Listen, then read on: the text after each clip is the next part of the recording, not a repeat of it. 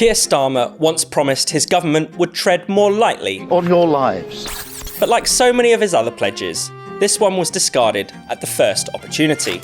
Since taking office in July, Prime Minister Starmer has proven himself to be almost comically authoritarian. He's announced new crackdowns on our lifestyles and on our speech, and much else besides. Nanny state policies clamping down on smoking and vaping, and taking junk food ads off the TV, have become a bizarre fixation for the new government. Having enforcement officers going in and being able to fine people for this activity, I think will make a real difference. And after the summer riots, Starmer, on top of calling for hate speakers to be arrested, vowed to tighten up the rules on what people can say online by amending the already censorious Online Safety Act. His Home Secretary, Yvette Cooper, wants to extend the use of so-called non-crime hate incidents, an Orwellian policing tool that's used to secretly make records of speech that someone somewhere finds offensive. We do have dedicated police officers who are scouring social media. Their job is to look for this material. Meanwhile, Starmer's Education Secretary, Bridget Phillipson, has scrapped the last Conservative government's Higher Education Free Speech Act, a law that would have helped to fight cancel culture on campus.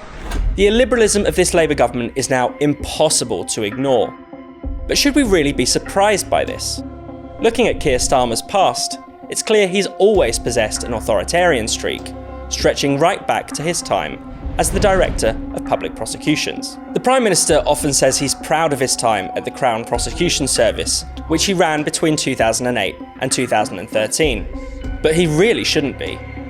As DPP, he bulldozed free speech, trampled on press freedom, and weakened the right to be presumed innocent until proven guilty. Starmer has been an authoritarian right from the start of his time in public life.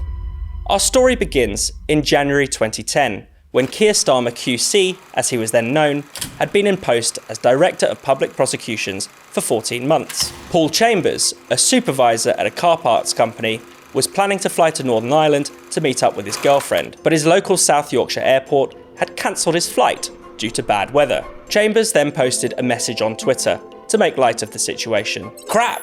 Robin Hood Airport is closed," he wrote. "You've got a week and a bit to get your shit together, otherwise I'm blowing the airport sky high." A week later, he was arrested for this tweet, for this obvious joke, by counter-terror police. His home was searched and his electronic devices were confiscated.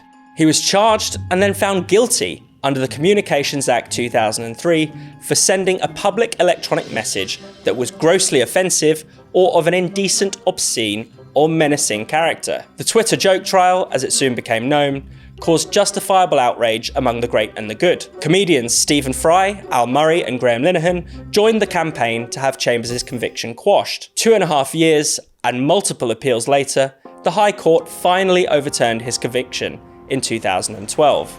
The judges accused the Crown Prosecution Service of misinterpreting the law, as well as missing the humour behind Chambers' tweet. According to reports at The Guardian, the only reason the prosecution ever went ahead at all was at the insistence of the man who currently sits in Downing Street. It's alleged that lawyers at the CPS wanted to drop the case against Chambers, but Starmer, their boss, overruled them. Our humourless Prime Minister was determined to make an example of a man cracking wise online.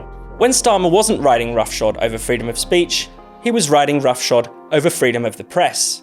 Starting in 2012, he led the prosecutions of 30 journalists, mostly from The Sun, in the wake of the phone hacking scandal at the News of the World. Most of these journalists spent years on police bail. Their careers were left in tatters. Some attempted suicide. Yet not one of those pursued by Starmer was ever convicted of a crime. Even those who were initially found guilty had their convictions quashed on appeal.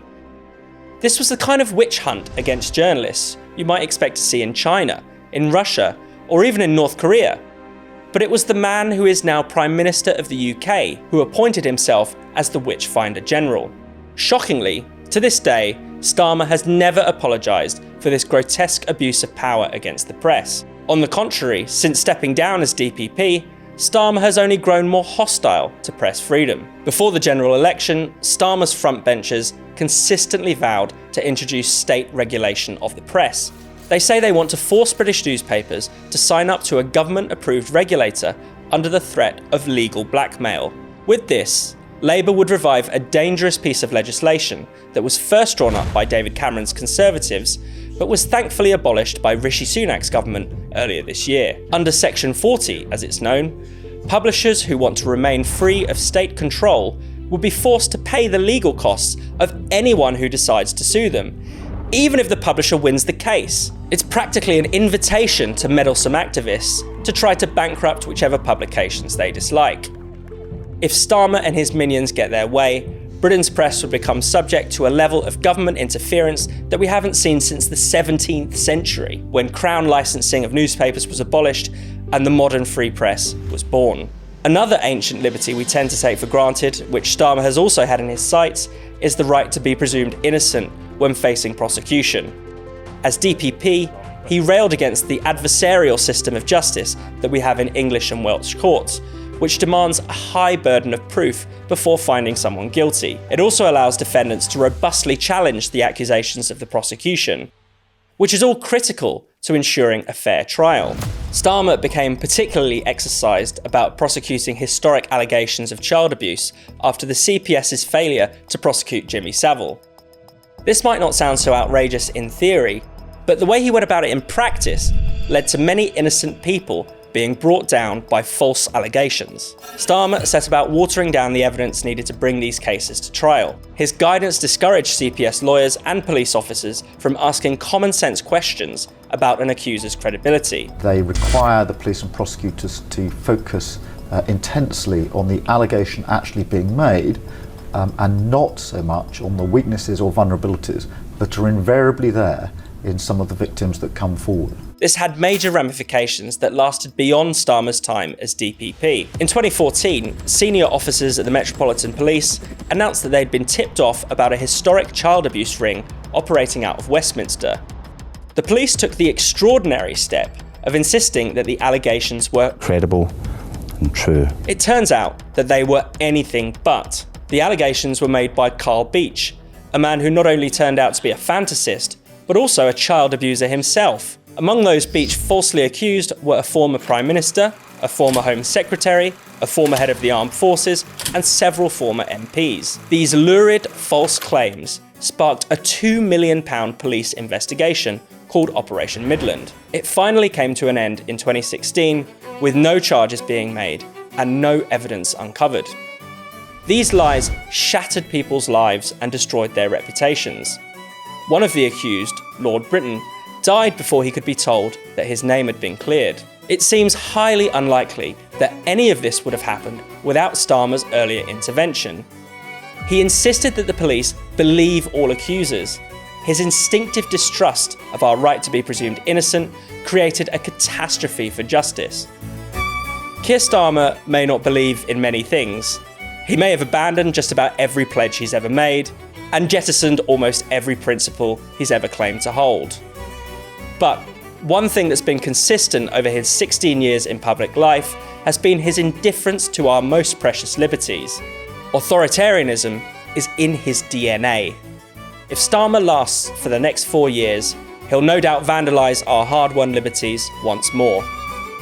Those of us who believe in freedom have one hell of a fight on our hands. Thank you so much for watching. If you'd like to support our work and fund our fight for free speech as we head into the new year, then please do donate to Spike's Christmas Appeal. Spiked is funded by you, our readers and viewers and listeners, so anything you give this Christmas is greatly appreciated. We've also got a special offer on at the moment. Those who donate £50 or more this Christmas will be sent one of these exclusive Spiked mugs in the post. UK addresses only, I'm afraid. To find out more, go to spiked-online.com/donate. That's spiked-online.com/donate. Thank you.